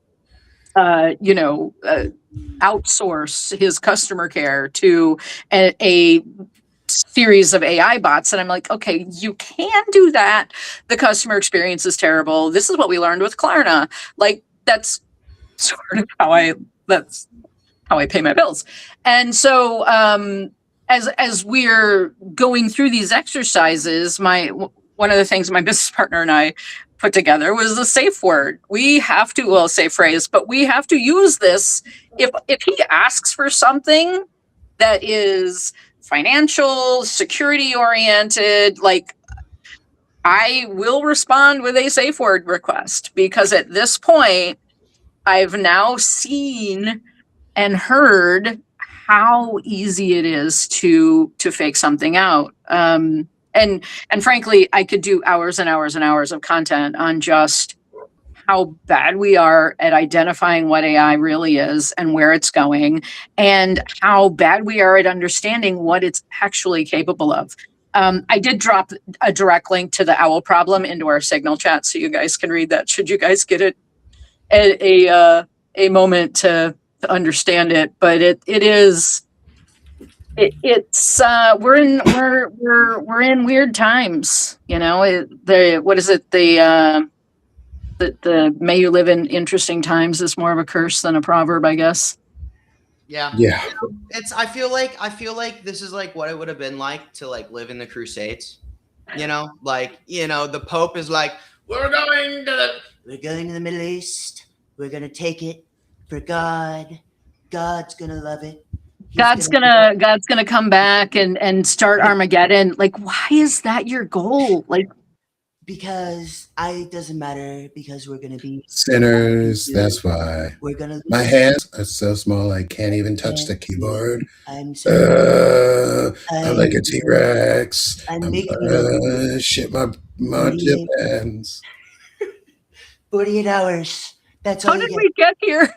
We have gone off the days, rails. 5 days, 2 weeks, just 2 weeks. I just need 2 weeks. We need the markets to close on Friday before we make a decision before I'm gonna about manipulate it. Iran further.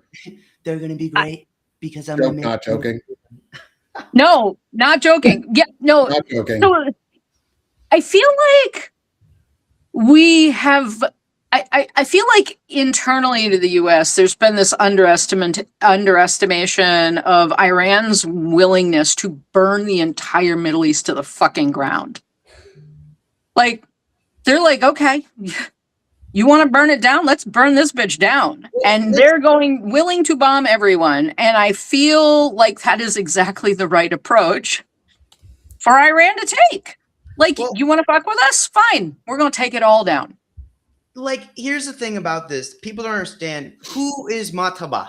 Who is this guy? Who is the supreme leader? He's a man that lost his father and his wife to the American attack. His cousins, his father, his mother, his wife, everyone in his family got fucking killed. The only reason he's alive is because he walked outside. So the reason they did that, this is my theory. The reason they went fast and hard is because Israel said they're all outside. We're going to decapitate everybody. Mataba walked outside. The reason he hasn't been seen visibly is because he's terribly wounded, probably burn scars, very disfigured. His brain still works. He's also the equivalent of the director of the CIA. He has spent his life since he was 17 embedded in the intelligence arms of the IRGC. He is fighting a war that is an intelligence war. He is actively decoupling the Trump regime from its Gulf money supporters. This is multiple. You're already seeing Saudis pull back their investments. They started doing this in December when the U.S. did not appear to be interested in negotiations. The things they're threatening to hit. Their goal of this war, and there's going to be a huge piece coming out today. I'm going to give you guys exactly where we're at because I am very confident. I think that we will spend the next several decades surrounded by enemies of our own making.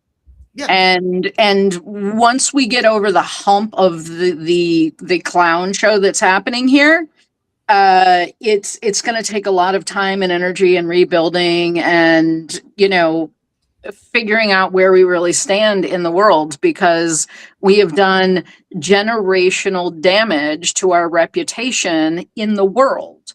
And that means that there will be financial impacts, there will be trust impacts, there will be war impacts. There is no question that it's a group of rich men willing to put American lives on the line. Yeah. Good for them. Fuck everybody else. If anyone doesn't read my article, I'm going to leave you with this. They're preparing to invade the Middle East. Both U.S. hospital ships are in dry dock in Alabama. Both of them. Well, if everybody's dead, you don't need hospital ships, bud. And how are you going to evacuate the people? They bombed all the air bases. You can't. Well, there's no plan for evacuation. Like the fact that they would. It's a shit show. We could do this for another 3 hours, but you're right. Oh my God, we could. We really could. I could tell you every single thing, every single decision. Yeah. Practically everything is wrong. You would never do this unless you're shitting your pants. Your backers are pulling their money. Your Paramount Discovery deal and the funding is in jeopardy. And all this is about them. This is about their selfish environment. This is about their money on the line. This is not just about a public war. This is Iran's strategy is to decouple the regime's relationship with its Gulf backers, because the things they're threatening are existential for those countries. So they have to decide whether or not they're going to allow U.S. bases to persist, to exist and operate in the region. And that is the war they're fighting. The U.S. and Israel are talking about an entirely different war. And I'm going to keep an eye out, guys. I'm going to release a killer article today. You're going to be like, holy shit, this war is backwards as hell. And this is not this is literally the opposite of what they're saying we're fighting. And it honestly gives me weird, I say this and Shane, you're weird hope that maybe Iran and internal domestic resistance might be the key. Because the Epstein files weren't it. I'm going to say it now. I'm sorry if you still think they weren't it. Didn't work. We asked the files to prosecute themselves. I don't know what we expected. But, at the end of the day, This is a kind of pressure that affects them in a way we could not, because the pressure is on their shadow network. It's on their capital that they've locked up in foreign countries that they've embedded. They need the Gulf states to execute their plan. That is the bank from which they are pulling that extra cash to dominate the US economy. That is the Kushner network. That is everything. That's the war they're fighting to. I'll leave you with that. I actually got to drop, guys. This was such a wonderful discussion, Rachel. So mentally stimulating. Nick, your tool is so cool. Guys, I'm excited. If you guys want to, and once I've got this flushed out, I'll send this over to you guys. You can look it over. It's really cool. But if you guys want to get more information on global conflicts, on basically just at this point, it's about filling gaps. I see the gap. I see an entire lack of transparent OSINT. And we need to analyze the ground data.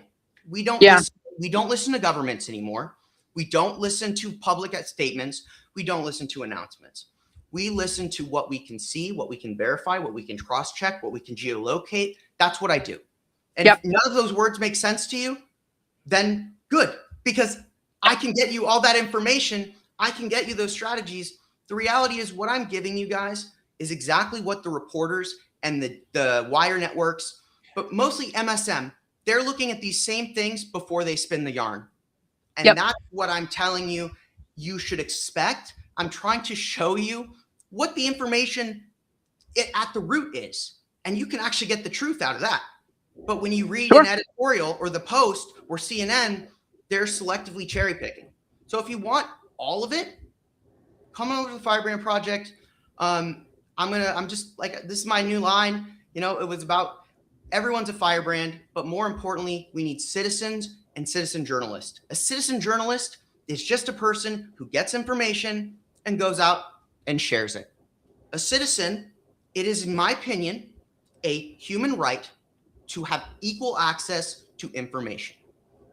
That is my right. That is my belief. I feel that way. That's what I'm trying to do.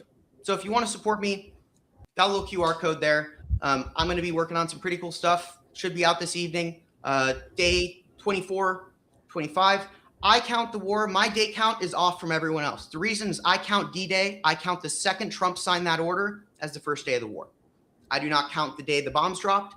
I count the day the decision was made to fuck up the entire world as the start of this. And so some people have been like, just to clarify that as well, because I've had a couple of people be like, your day count's off. No, the war starts when he approves the strike, not when the first bomb drops. But thank you guys also very much. Thanks, Shane. Please subscribe to both Nick and Rachel, both incredible people, both on the money, both doing the right thing.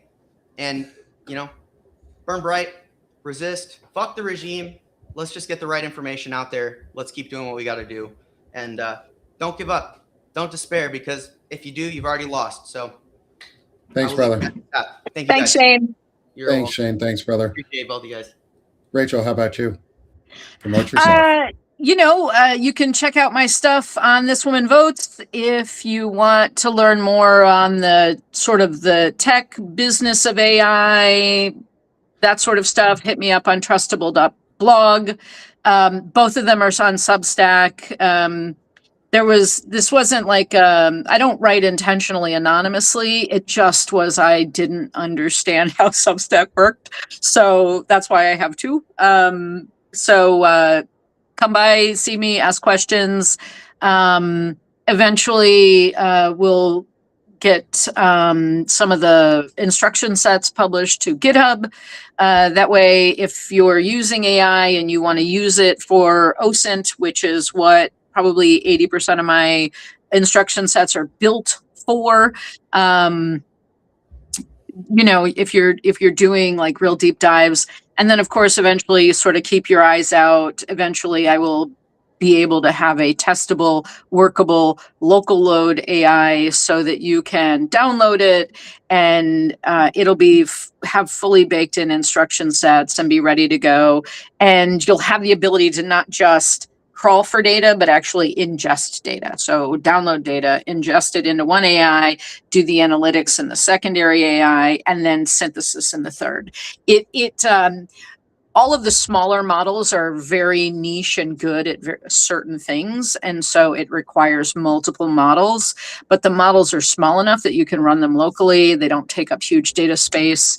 I'm running one of the trials right now that I'm doing on a 10-year-old Asus laptop that I think costs $300 at Walmart. So, Nice. you know, these are really, really small footprint.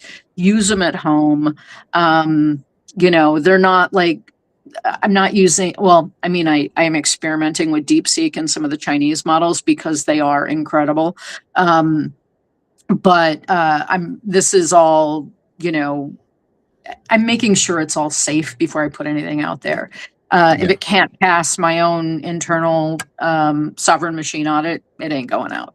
So keep an eye open. Keep an eye open. Things are coming. We're working That's on right. them. They're getting there. And we really should do we could do an entire show on prompting. I think it's with as many people that are using AI and doing things with it, I think there are great efficient ways to use it. I also think there's a whole lot of absolute garbage being put out, and uninterrogated garbage at that. So we don't want to be that group. No, we don't. And that's why we run a lot of tests. We do a lot of practice. We go over all of our stuff. We add a ton of guardrails. In the background, I'm actually running unit tests right now on the fix that I needed to put out for the GitHub pages so that those stars that were added at the end got stripped out and the formatting was fixed. So I'm testing in the background while we're doing stuff. I mean, that's what we're all doing, right? We're all just building and testing and trying and testing and testing and testing and testing again, because every time you touch one thing, 3 other things break. So it's the, you know, the nature of kind of all how we've all come up. Yeah. And I took those to heart when I was a software developer, was to test and to do things thoroughly and make sure you take your time and add good commenting and feedback so people can actually understand what you're doing and why you're doing what you're doing. And so I'm not doing all of the coding by hand. I am using support with my AI tool. We don't have time to do all of it. I run a bunch of shows. Hey, I'm Nick Paro. Come check me out at Sick of This Shit Publications, where you can see a lot of my shows that I run. There you go. Quite a few every day. And these tools are going to help me power what I'm doing so that it's easier. Like that I don't have to take quite so much time to do all this stuff. But then I can focus on other things. Then I can focus on better tools. I can focus on my family. I can focus on health. I can let other people focus on other things that they don't want to have to do all the time either, like manually formatting files so that they can put out like information, like having it do it for you. And all you have to do is click a button that says yes, approve, or no, this doesn't look quite right. Fix this here real quick. That's so much easier. It's so much less consuming.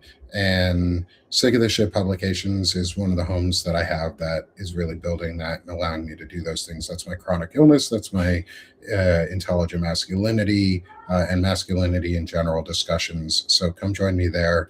And then come join Banner and Backbone, because we're awesome, because we put on shows like Palantalk and the Anti-Fascist Book Club. And we're going to start working on a prompting show on how to correctly prompt an AI agent and actually learn how to use your AI tools informatively and correctly, because we are about teaching here, because the more you know, the more you grow.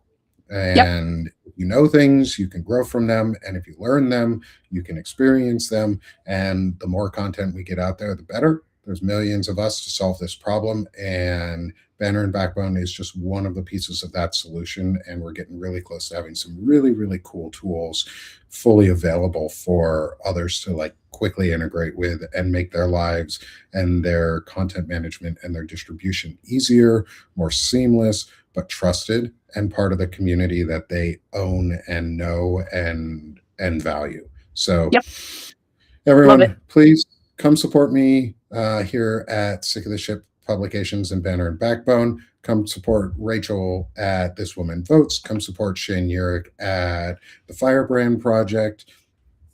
And like I say in Sick of This Shit publications, just suck less. Do more, suck less. I've got to order one of those bottles. Oh yeah, those are available on shop.sickofthisshitpublications.com. Add to And cart. you can order water bottles, you can order hoodies, t-shirts, other things like that. Banner and Backbone does not have anything like that right now. We're not planning on it at the moment. Banner and Backbone's focusing on the tooling and the tech to help support other people and ourselves get our information out there. Hopefully some of y'all learned some stuff today, got something out of this episode, either on the demo or on our full discussion beforehand on AI and the things going on. Because we want you to learn something. Because here at Palantalk, Shane and I and Rachel, we like tech and no fascism. And so that's what we like to talk about. So let's see y'all next week, Monday, 1 p.m. Eastern. We'll be back for another hour and a half, 2-hour episode. And we'll see y'all again. Rachel, thanks for joining us today for this. Thanks for having me. This was great.